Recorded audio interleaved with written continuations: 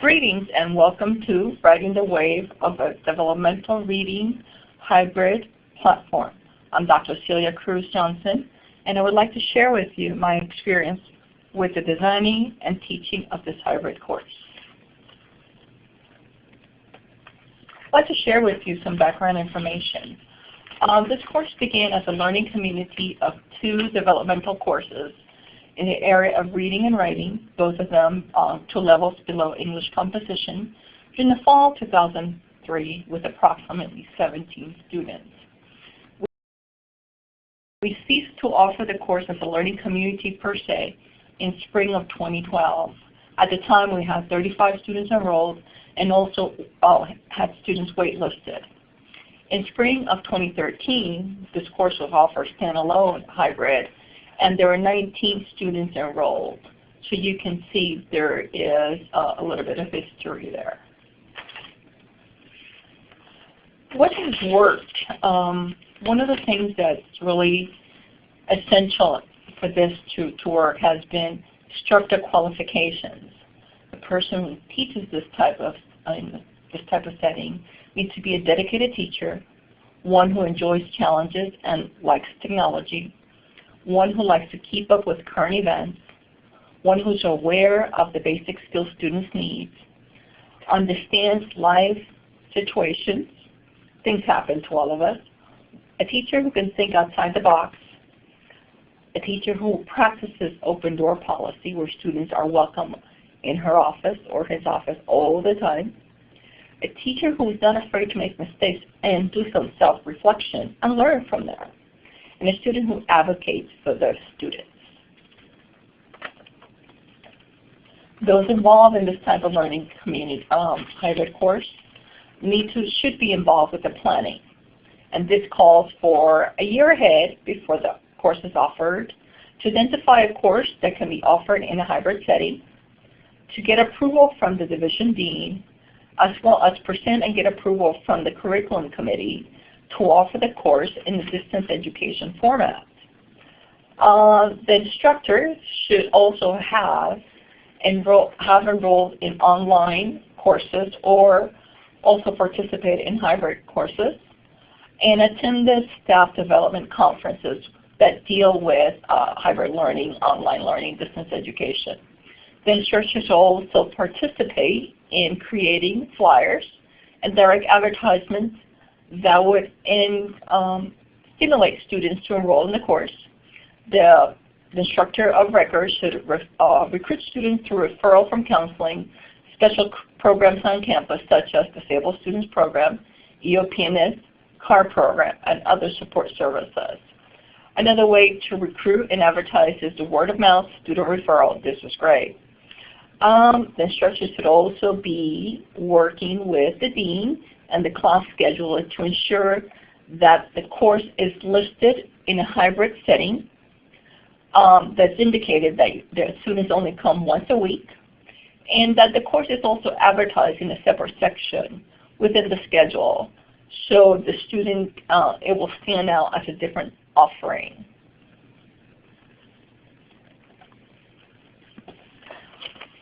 I mentioned earlier that there's a flyer, right? Recruitment a flyer. It's an example of one that I've used before.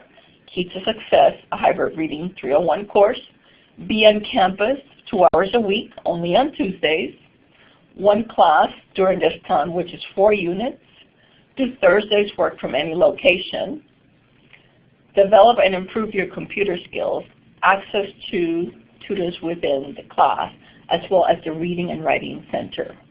These are the perks technically of the course, and they capture students' attention as well as say, oh, I really want to enroll in that course. And these flyers can be distributed, left at the admissions and records office.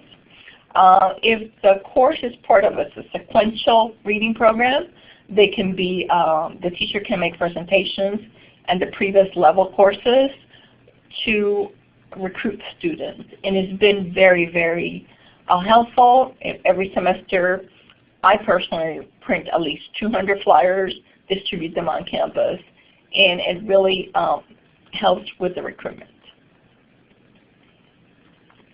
Also, it's important that when the course is hybrid, it is listed and the students are reminded in the syllabus that, yes, the course is hybrid, that they are responsible for getting work on Moodle on Thursdays, right here. That didn't look right. I'd like to share some of the sample themes that this particular course has. We have a major theme, which is becoming citizens of an interlocking world, travel from San Jose to the world. Also, we have minor themes that vary every semester. Some of those minor themes are immigration, legal and illegal immigration, education, poverty in the U.S. and abroad, global warming, local issues such as crime, gang prevention, elections, voting, political issues. We also talk about body art, tattoos. We talk about national issues such as unemployment, housing boom. We talk about internment camps. The reader we use for the class, Farewell to Manzanar, it's based on a young lady's experience when her family was in internment camp in Manzanar. And we also talk about international issues.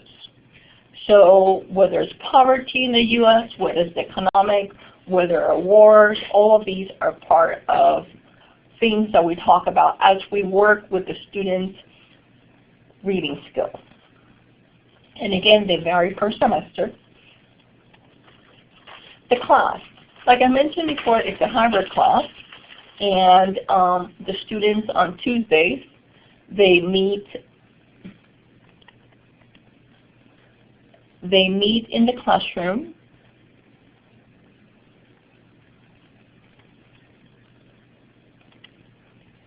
They meet in the classroom on Tuesdays. The reading skills are presented on Tuesdays. We use PowerPoints. PowerPoints are created by the instructor, myself. I also created collaboratively with the students. These PowerPoints are uploaded to Moodle before Thursday's class. Homework is corrected and collected during Tuesday's class.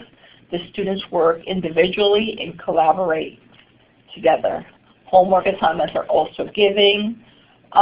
Before the students leave every Tuesday, they have learned a new reading skill.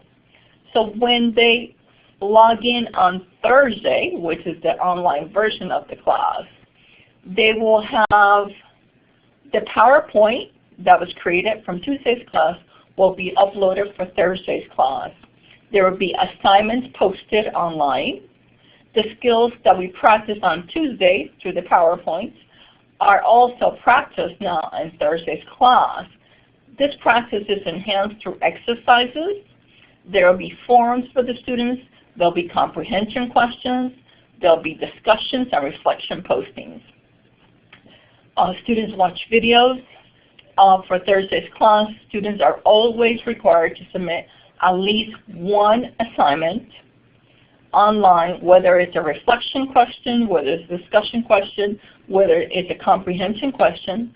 So there will be something for them to post or respond to on Thursday online, but they're also required to bring in printed versions of an assignment for Thursday's class.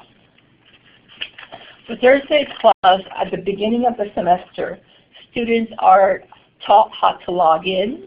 They receive a handout walking them through step by step of what is it like, what is required for them to be able to access their work online on Thursdays. When students have problems, they will call our help desk, ITSS help desk, whether there's a problem with the password, whether there's a problem with the login information, is our technical support that helps the students access the work. Content, the course content. Here we see that there are local subscriptions to newspapers online, such as the San Jose Mercury News, the San Francisco Chronicle.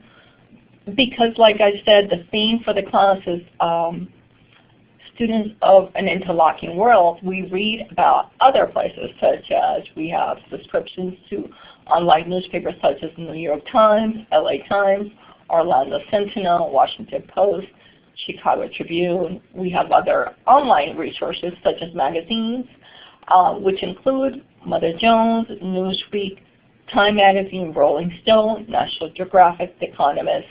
A lot of these online resources are available through our library subscription. We also have access to government resources such as the Centers for Disease Control when we read about, for example, malaria, the U.S. Geological Service when we're reading about tsunamis, when we're reading about earthquakes, National Park Services where we're reading about such as places like Manzanar and other internment camps, which are part now of National Park Services. So all of these are resources that the students have in addition to their 2 textbooks. The course content is also linked to campus activities and real-life situations. Students participate in service learning, also participate in Kinder Caminata, which is an activity done every April of every year, and it's done through, in conjunction with 2 school districts, K-12 school districts, and children from the kindergarten come on campus with their parents, and we have different activities for them, whether it is to get to know our campus, the children and the parents, whether it is to know our employees, whether it's different activities such as clowns, fun activities, where the students start visualizing an educational path. Students are also presented with cultural celebrations. We have Cinco de Mayo, we have Hispanic Heritage Month, Middle Eastern celebrations, Black History Month, Women's History Month. So the students are encouraged to participate, where it is physically they volunteer at these celebrations, or they read about them, or they attend and write about them. Students are also encouraged to attend our support center, the Reading and Writing Center, where they have peer tutors, where there are other faculty members who help them. They also participate in the Avanzamos program, which is part of a Title V grant, and which provides for students tutoring, in-class tutoring, and both in their writing class as well as their reading class. The course content is strong in technology. By the time the students leave our course, they are pretty tech savvy. There's Moodle to log in. Students have access to their library databases. We have online reading skills exercises. I ask the students not only to have the Merriam-Webster dictionary paperback, but also online dictionary, and they can access the Merriam-Webster online. The smartphones are very helpful to the students because they can serve as their mini computers and get information. It's quite interesting to see that part of the class. So, as I mentioned before, we have 2 different textbooks. We have the book we use with skills is the 9th edition of Bridging the Gap by Brenda Smith. We cover the entire book by the time the semester is over.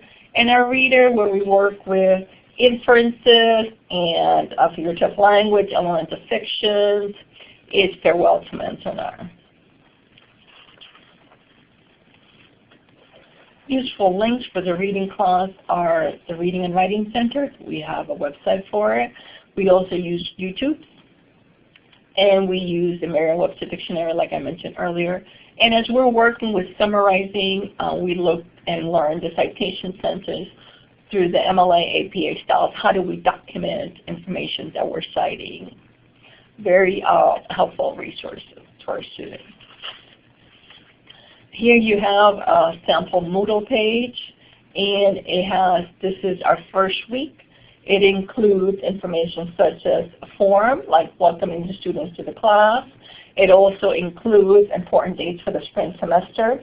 It has the course green sheet, a site that we'll be using through the semester, CNN, National Geographic, Mother Jones Magazine, a practice test which provides multiple opportunities for students to do different reading comprehension exercises. They also deal with vocabulary, Newsweek magazine. And as we go into the second week, these are 3 things I suggested for the students. Keep up with the assignments. If you don't understand something, don't be afraid to ask. And keep coming to class. Below that are the different resources they're going to use for that Thursday's class. One of the links that we have here is the online work. Each week they will receive a file titled online work for that week, and there each one of the tasks. And each week they mostly do 4 tasks every Thursday, and that online file will have the description of each task. An example of that those tasks, what it can look like. Here is a weekly task February 24th to March 3rd. And here we have the students need to go to Newsweek. There's some questions to answer. Then they have to do a reflection. Task 3 is for them to work answering questions. And task 4 is for them to visit the context clues exercise that at the following link. And it says at the end, complete exercise 1 to 3 in that section. You can print the exercises and bring them to class, or you can respond to them online.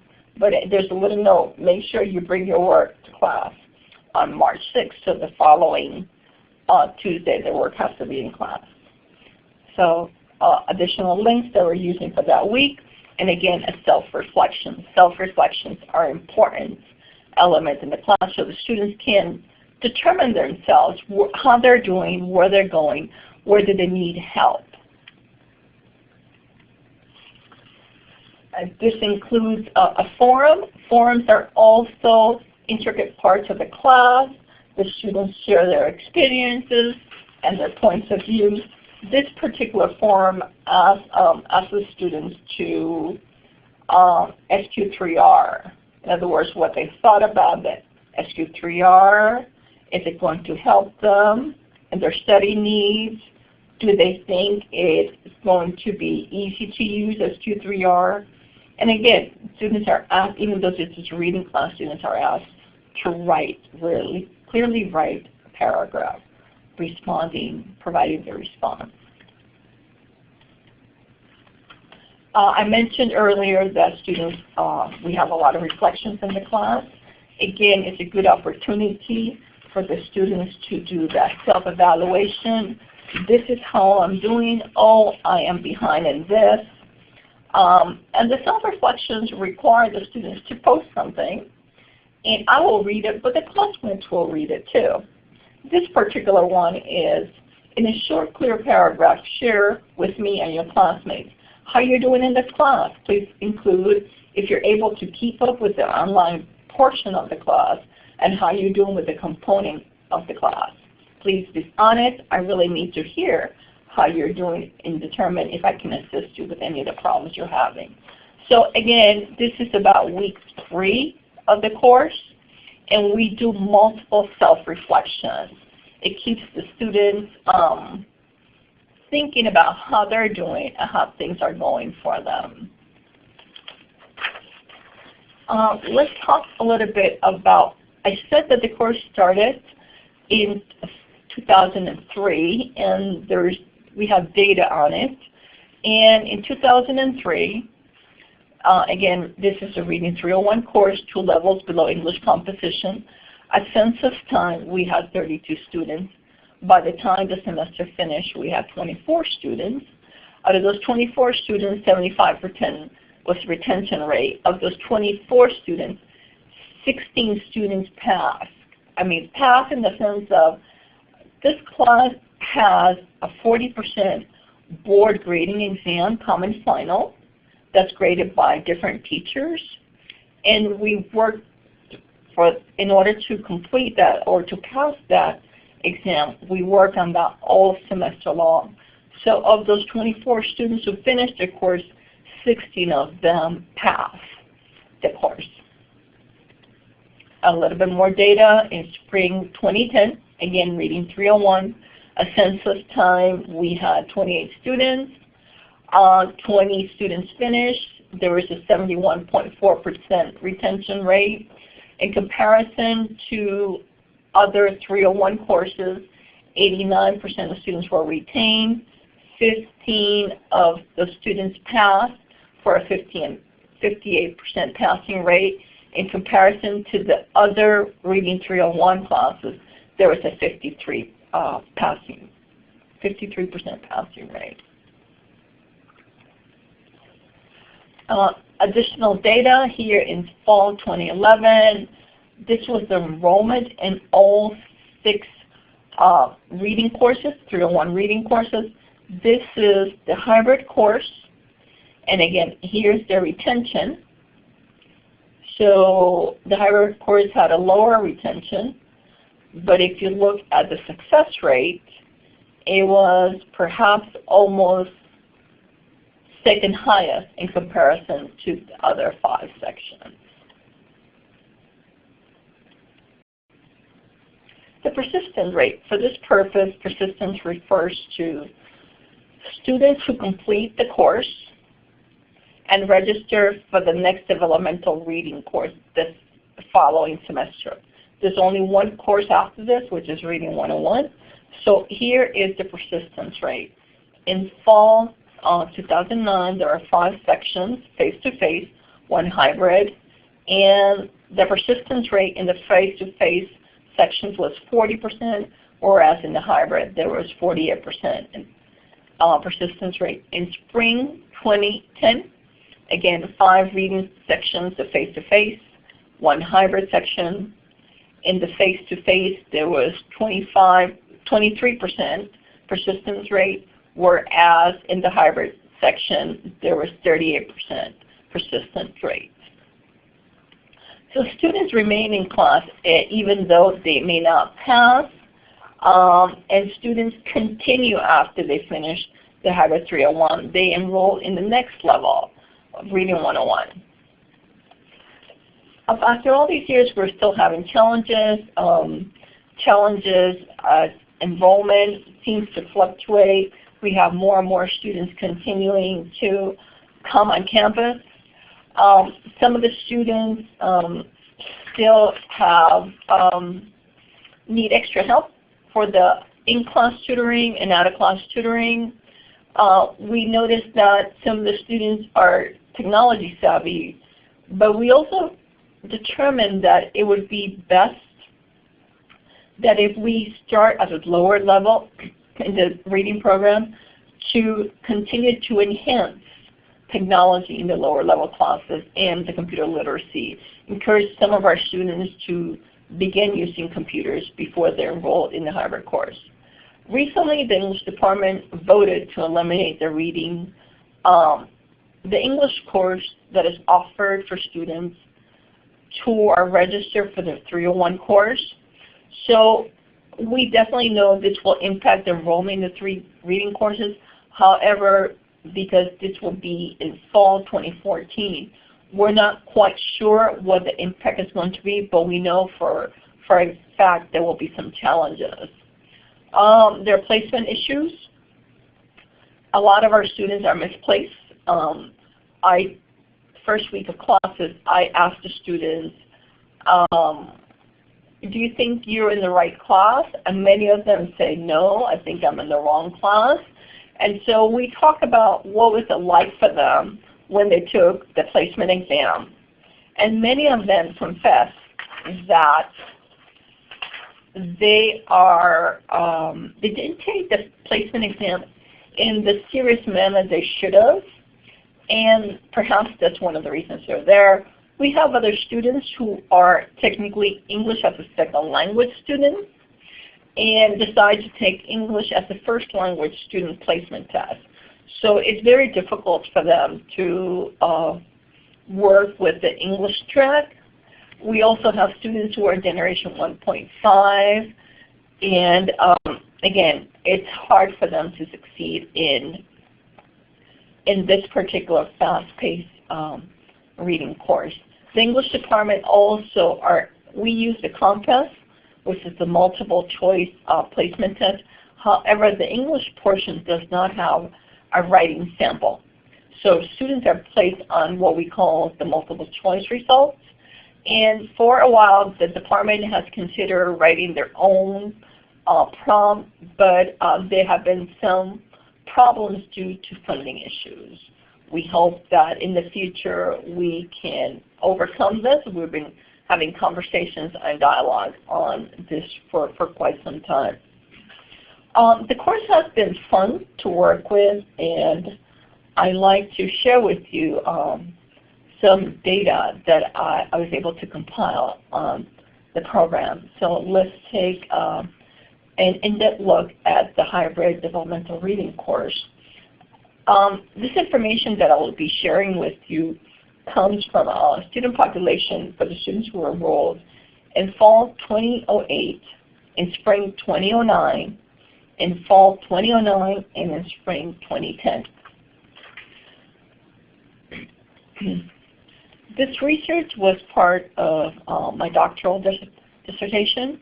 The title of the dissertation is Success and Persistence of Learners in a Blended Developmental Reading Course at an Urban Community College.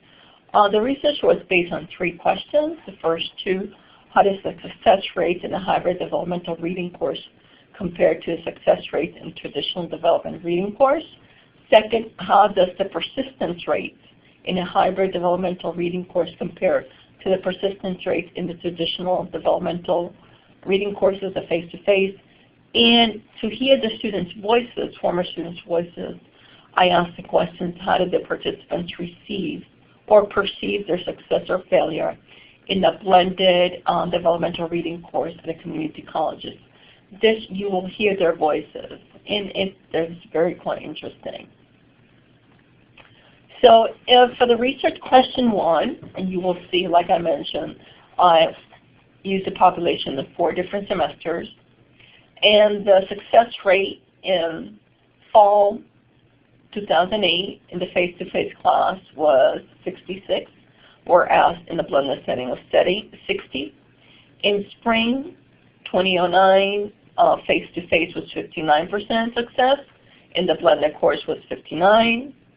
In fall 2009, face-to-face setting success rate was 69%. In the blended setting was 69% also. In spring 2012, and that should be spring 2010, student success rate in the face-to-face setting was 53%, whereas in the blended setting was 58%.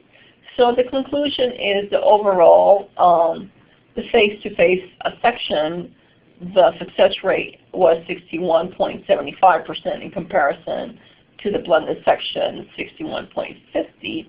They're very close. For this particular semester here, trying to figure out what happened there, how come it was lower in comparison to the other face-to-face sections. For research question number 2, again, we're looking at the persistence in the face-to-face setting and the persistence in the blended. In fall 2008, persistence in the face-to-face setting was 35%, whereas the persistence in the blended setting was 36%. In spring 2009, the face-to-face setting, the persistence was 29%, whereas the persistence in the blended setting was 19%. A big difference here. In fall 2009, the persistence in the face-to-face setting was 40%, whereas the persistence in the blended setting was 48%. In the spring 2010, the persistence in the face-to-face setting was 23%, whereas the persistence in the blended setting was 38%. So in fall 2008, in fall 2009, and spring 2010, you see there's a discrepancy. The blended setting was higher. In spring 2009, we're not sure here. We looked at data. We looked at that some students, because it was spring, some students did not continue. They took some time off, and they came back 2 semesters later. But again, the persistence we talked about in the previous slide was they needed to continue the Reading 101 the following semester. And if they took 2 semesters off, this was one of the reasons why it's such a big gap there. For the third question is to hear the students' voices. That was conducted in 2 different phases. Phase 1, it was one-on-one open-ended interviews of 11 questions. We had 20 interviews. Those interviews were transcribed. Things were identified, and we came up with the questions for phase 2, where we set up to do 30 online surveys eliciting students' responses, perceptions and experiences in the learning setting. We set up to do 30, but we ended up with 31. So students wanted their voices heard. So let's find out some of the examples of how the students felt about what helped them complete, or perhaps complete in the sense that they stayed the entire duration of the semester. The course complete didn't mean here that they passed the course, they just stayed the 16 weeks. This particular student, and again, the transcriptions are verbatim. These are the students' voices. No grammar was edited here. These are just as they stated. I stayed because I had the extra time for me to go to work at home, someplace else other than the class. I thought maybe I was going to catch up and do my work. It didn't happen that way. So here it is from a student who didn't pass the course. I did try to work, but I guess I lacked myself to do it. So motivation missing here. I'm going to go ahead and do something from the house or do some chores, since later I'm going to go back. At the last moment when I was trying to do to a rush, it was too much work. So this statement here means that if you fall too far behind, it is very difficult or almost impossible to catch up, and that's something the students have learned through as they work through the course. Kept behind. Again, the student did not pass the course. However, she still remains at the college. She enrolled in the face-to-face section and she completed. She's still trying to complete her GE courses. Student 18, participant 18, I think just having the blended of them, knowing that the 2 teachers, again, because it was part of a learning community, the 2 teachers knew each other and they were working together, actually made me feel comfortable, so I felt I could succeed in the course. This is a student who finished at the college, who has transferred to a 4-year degree institution right now. She transferred about a year ago. So hopefully she will be graduating from the 4-year institution in about a year. A different question we had was related to the discussion online. Again, because our class meets online on Thursday, it was important to hear their voices. The students were comparing their online discussions, comparing them to classroom discussions in a regular face-to-face classroom. Participant 13 said, our discussions online, you actually got to read other people's reviews. Then people who don't speak out in class, I would say it is different as far, because everybody participates online. Then in the face-to-face class where they really don't, as a lot of people don't say much. And again here, they were able to see their peers and this person saying, yes, you had to participate. Whereas in discussions in the face-to-face, not everyone participates. Participant 19 comments, when I had this class, I didn't got motivation like I am a people person, so I actually be able to express myself more. And since I was having problems with my English, and this goes back to one of the placement challenges that we talked about. If students, ESL students, take the English placement and they're placed in this course, it can become a problem in the sense it's more challenging for them. So again, since I was having a problem with my English, so I couldn't express myself typing. My questions, whatever it was at a moment, but expressing, I was more able to participate more. So here, this particular student had difficulty expressing himself or herself with the typing piece.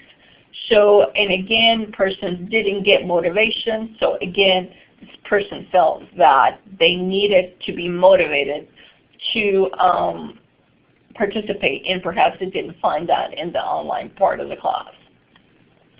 And so I mentioned that we had 2 phases, right? The first phase was 20 one-on-one interviews, and the second phase was having students express their voices. So here, the question was, the hybrid learning setting for the 301 course has given me confidence, again, to take another hybrid course online.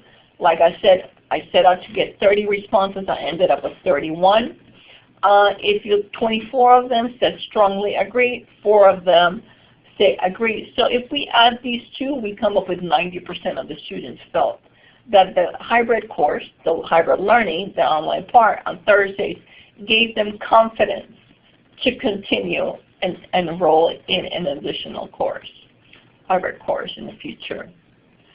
Question 13 read the availability of class material, whether it's class notes, lessons, assignments, quizzes, etc. in the online part of the hybrid 301 course works well with my learning style.